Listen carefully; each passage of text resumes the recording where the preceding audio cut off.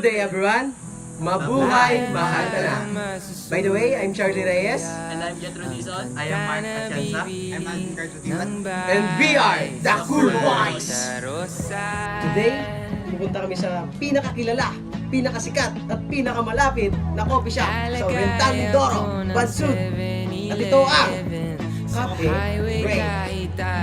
At pagkatapos namin uminom at sumupsop, syempre hindi kami papayag na isa lang ang mabibilan. Kailangan namin magkaroon ng ratings o pagkukumpara. At ito, sabi ng aking kasama na si Jethro Dizon, kami ay pupunta daw sa Gloria na nabagat may mayroon ding sikat na coffee shop doon na tinatawag nilang Kape Tayo. Kape Tayo. Okay. We decided to go to our first destination, the Coffee Break, located at the Bansud Port, proper Bansud Oriental, Mindoro. Just ordering our food and wait.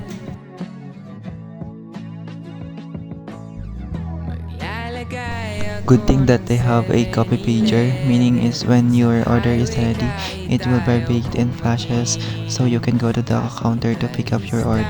And then the order is ready.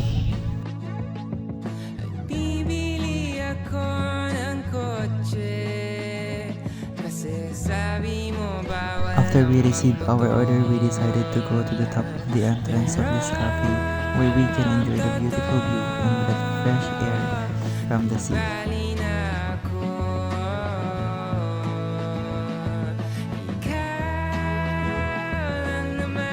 Since this is the first time that we are in one group, we spent at least 1 to 2 hours just to talk random things.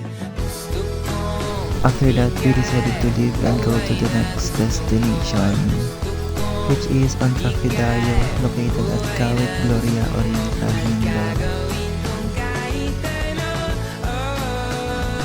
Unlike what we did to the first cafe, we just ordered in and wait for our order and pick up it to the counter.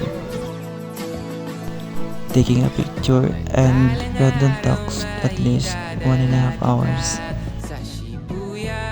Okay, today we rate the coffee that we sup. And Jethro, start. Okay, ang nasupsup ko sa coffee break ang tinatawag na hazelnut. Ito ay isang napakasarap na kape at paborito ko ito. Wow.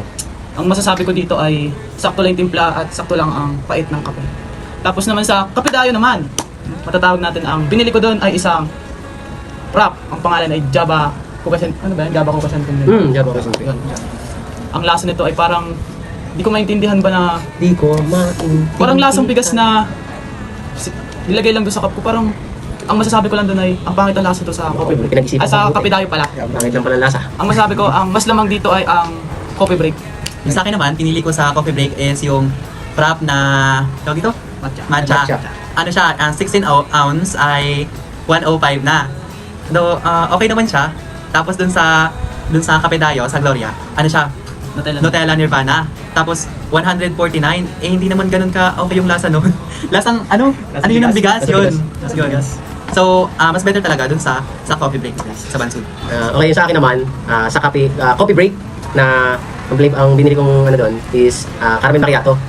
Sa akin naman, kung i-rate ko 1 to 10, siguro negative 8. Joke lang ha. Sa akin naman is number 8. No, masarap talaga yung lasa. Dahil tamang-tama lang yung tamis, tamang-tama lang yung timpla ba, may linamnam.